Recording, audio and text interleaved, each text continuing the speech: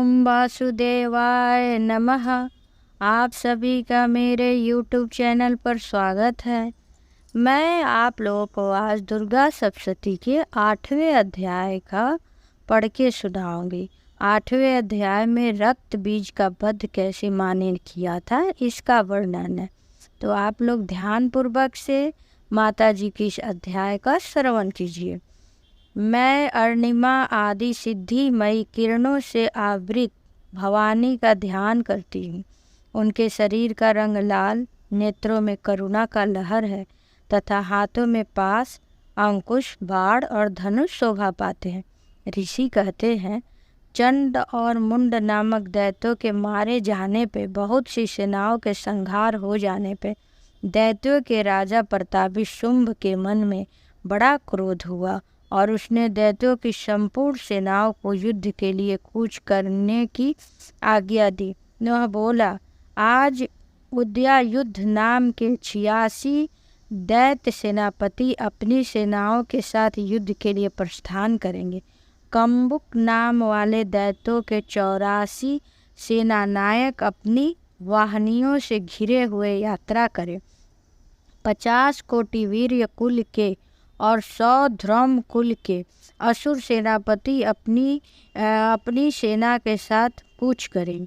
कलह, धौर्य, मौर्य, कालकेय असुर भी युद्ध के लिए तैयार हो। मेरी आज्ञा से तुरंत प्रस्थान करें। भयानक शासन करने वाले असुर राज शुंभ इस प्रकार आज्ञा दे सहस्त्र बड़ी बड़ी सेनाओं के साथ युद्ध के लिए प्रस्थान हुए। उसकी अत्यंत भयंकर सेना आती देख चंडिका अपने धनुष की टंकार से पृथ्वी और आकाश के बीच का भाग गुजा दिया। राजन, तदंतर देवी के सिंह ने भी बड़े जोर जोर से दहाड़ना आरंभ किया। फिर अंबिका घंटों के शब्द से उस ध्वनि और भी बढ़ गई। धनुष की टंकार, सिंह की दहाड़ और घंटों की ध्वनि से संपूर्ण दिशाएं गूंज उठी। इस भयंकर शब्दों से काली ने अपने विकराल मुख को और बड़ा कर लिया और इस प्रकार वह विजयनी हुई। उस तुमलुक नाद को सुनकर दैत्यों की सेनाएं चारों ओर चंडिका देवी, सिंह और काली का क्रोध पूर्वक घेर लिया।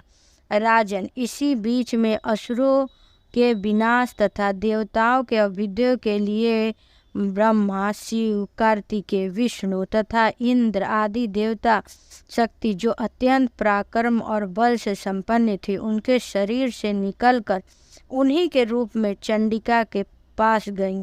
जिस देवताओं का जैसा रूप वैसी वेशभूषा और वैसा ही वाहन, ठीक वैसे ही साधनों से संपन्न हो उसकी शक्ति असुरों के युद्ध करने के लिए आई। सबसे पहले हंस युक्त विमान पर बैठी हुई अब अक्षसूत्र और कमंडल युग से शोभित ब्रह्मा जी की शक्ति से उपस्थित हुई ब्राह्मणी कहते हैं उन्हें। महादेव जी की शक्ति विष पर आरूढ़ होकर हाथों में श्रेष्ठ त्रिशूल धारण किए, महानाग का कटक पहने हुए मस्तक पर चंद्र रेखा विभूषित हो वहां आकर पहुंची। कार्तिकेय जी के शक्ति रूपा जगदम्बिका उन्हीं के रूप धारण किए श्रेष्ठ मयूर पर आसन हाथ में शक्ति लिए दैत्य से युद्ध करने के लिए वहां आई। इसी प्रकार भगवान विष्णु शक्ति गरुड़ पर विराजमान होकर शंख, चक्र, गदा,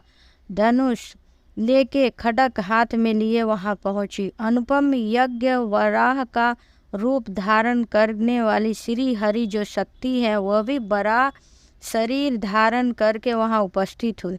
नरसिंही शक्ति भी नृसिंह के समान शरीर धारण करके वहां पहुंची। उसकी गर्दन के बालों के झटके से आकाश के तारे बिखर रहे थे। इसी प्रकार इंद्र की शक्ति से वज्र धारण किए गजरात एरावत हाथी पर बैठ के आई। उसके भी सहस्त्र नेत्र थे। इंद्र का जैसा रूप वैसी उनकी शक्ति। तदंतर उन देव शक्तियों से घिरे हुए महादेव जी ने चंडिका से कहा, मेरी प्रसन्नता के लिए तुम शीघ्र ही इन असुरों का संहार करो। तब देवी के शरीर से अत्यंत भयानक और परम उग्र चंडिका शक्ति प्रकट हुई, जो सैकड़ों गीदड़ों की आवाज़ की भांति करने वाली थी। उस अपराजिता देवी ने धूमिल जटाओं वाले महादेव जी से कहा, भगवान, आप शुंभ और निशुंभ के पास दूत बनकर जाइए और उन अत्यंत गर्वीले दानव शुंभ और निशुंभ दोनों से कहिए, साथ ही उनके अतिरिक्त जो भी दानव युद्ध के लिए वहाँ उपस्थित हो उनको भी यह संदेश दीजिए, दैत्यो, यदि तुम जीवित रहना चाहते हो तो पाताल लोक को लौट जाओ। इंद्र को त्रिलोक की राज्य मिल जाएगी और देवता यज्ञ भाग का उपयोग करेंगे। यदि बल के घमंड में आकर तुम युद्ध की अभिलाषा रखते हो तो मेरी सिवाय तुम्हें कच्चे मांस से तृप्त होंगी। चूँकि उस देवी ने भगवान शिव को दूत के कार्य में किया था, इसीलिए उन्हें शिवदूती नाम से संसार में विख्यात हुई। वह महादैत्य भी भगवान शिव के मुख से देवी का वचन सुनकर क्रोध में भर गया। वहाँ कात्यायनी विराजमान थी, उस ओर बढ़े। तदंतर वह दैत्य अमर्ष में भरकर पहले ही देवी के ऊपर बाण, शक्ति, सृष्टि आदि और अस्त्र शस्त्र का वृष्टि करने लगे। तब देवी ने खेल खेल में धनुष के टंकार से उससे छोड़े हुए बड़े बड़े बाणों को दैत्यों के चलाए हुए बाणों, शूल, शक्ति, फरसा को काट डाला। फिर काली उनके आगे होकर शत्रुओं के शूल के प्रहार से विदीर्ण करने लगी और खड़क वाड़ से उनका कचूमर निकालती हुई रणभूमि में विचरण करने लगी। ब्राह्मणी भी जिस जिस ओर दौड़ती उसी ओर अपने कमंडल लुका जल छिड़ककर शत्रुओं की ओर से पराक्रम को नष्ट कर देती। महर्षि त्रिशूल से तथा वैष्णवी के चक्र और अत्यंत घोर में भरी हुई कुमार कार्तिकेय की शक्ति से दैत्यों का संहार आरंभ किया। इंद्र शक्ति ने वज्र प्रहार से विदीर्ण हो सैकड़ों दैत्य, दानव और रक्त की धारा बहाते हुए पृथ्वी पर सो गई। 12वीं शक्ति ने कितनों को अपने नथुने के मार से नष्ट किया। दाढ़ों के अग्रभाग से कितनों की छाती छेद डाली तथा कितने ही दैत्य उसके चक्र की चोट से विदीर्ण होकर गिर पड़े। नरसिंही भी दूसरे महादैत्यों को अपने नखों से विदीर्ण करके खाती और सिंह नाद से दिशाओं और आकाश को गुजाती हुई युद्ध क्षेत्र में विचरण करने लगी। कितने ही असुर शिवदूती के प्रचंड अट्टहास से अत्यंत भयभीत हो पृथ्वी पर गिर पड़े और गिरने पर उन्होंने शिवदूती से उस समय अपना ग्रास बना लिया। इस प्रकार क्रोध में भरी हुई मातृगणों को नाना प्रकार के उपायों से बड़े बड़े असुरों का मर्दन करते हुए दैत्य सैनिक भाग खड़े हुए। मातृगणों से पीड़ित दैत्यों के युद्ध से भागते देख रक्त बीज नामक महादैत्य क्रोध में भरकर युद्ध करने लगे। उसके शरीर से जब रक्त की बूंद पृथ्वी पर गिरती तब उसी के समान शक्तिशाली एक दूसरा महादैत्य पृथ्वी पर पैदा हो जाता।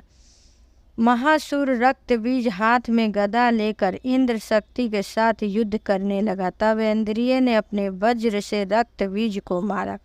वज्र से घायल होने पर उसके शरीर से रक्त चूने लगा और उसने उसी के समान रूप तथा पराक्रम योद्धा उत्पन्न होने लगे।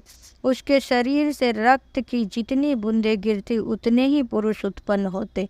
वह सब रक्त बीज के समान बलवान और पराक्रमी थे। वह रक्त से उत्पन्न होने वाले पुरुष भी अत्यंत भयंकर अस्त्र शस्त्र प्रहार करते हुए वहाँ मातृगण के साथ घोर युद्ध करने लगे। पुनः वज्र के प्रहार से जब उसका मस्तक घायल हुआ तब रक्त बहने लगा और उससे हजारों पुरुष उत्पन्न हो गए। वैश्वरी ने युद्ध में रक्त बीज पर चक्र का प्रहार किया तथा इंद्रिय उस दैत्य के सेनापति को गदा से चोट पहुंचाई। वैष्णवी के चक्र से घायल होने पर उसके शरीर से रक्त बहा और उससे जो उसी के बराबर आकार वाले सहस्त्र महादैत्य प्रकट हुए। उनके द्वारा संपूर्ण जगत में व्याप्त हो गया। कौमारी ने शक्ति से, 12वीं ने खड्ग से और महर्षि ने त्रिशूल से महादैत्य रक्त बीज को घायल किया। क्रोध में भरी उस महादैत्य रक्त बीज ने भी गदा से सभी मातृशक्तियों पर पृथक पृथक प्रहार किए। शक्ति और शूल आदि से अनेक बार घायल होने पर जो उसके शरीर से रक्त की धारा पृथ्वी पर गिरी, उससे भी निश्चय ही सैकड़ों असुर उत्पन्न हुए। इस प्रकार उस महादैत्य के रक्त से प्रकट हुए असुरों द्वारा संपूर्ण जगत में व्याप्त हो गया। उससे उस देवी को बड़ा भय हुआ। देवताओं को उदास देख चंडिका काली से शीघ्रतापूर्वक कहा, चामुंडे, तुम अपना मुख और भी फैलाओ तथा मेरे शस्त्रपात से निकलने वाले रक्त बिंदुओं को तुम उनसे उत्पन्न होने वाले महादैत्यों को तुम अपने इस उतावले मुख में खा जाओ। इस प्रकार रक्त से उत्पन्न होने वाले महादैत्य का भक्षण करो। तुम रण में विचरती रहो। ऐसा करने से उस दैत्य का सारा रक्त क्षीण हो जाने पर स्वयं ही नष्ट हो जाएगा। इस भयंकर दैत्य को जब तुम खा जाओगी तब दूसरे नए दैत्य उत्पन्न नहीं हो सकेंगे।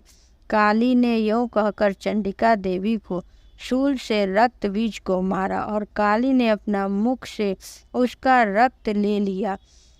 तब उससे वहाँ चंडिका पर गदा से प्रहार किया, किंतु उस गदा प्रहार से देवी को तनिक भी वेदना नहीं पहुँची। रक्त बीज ने घायल शरीर से बहुत सा रक्त गिरा, किंतु ज्यों ही वह गिरा त्यों चामुंडा उसे अपने मुख में ले लेती।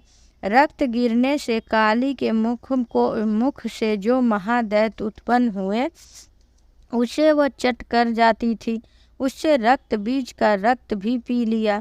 तदंतर देवी ने रक्त बीज को, जिसका रक्त चामुंडा ने पी लिया था, वज्र, वाण, खड्ग, सृष्टि आदि से मार डाला। राजन, इस प्रकार शास्त्रों के समुदायों से आहत एवं रक्तहीन हुआ महादैत्य रक्त बीज पृथ्वी पर गिर पड़ा।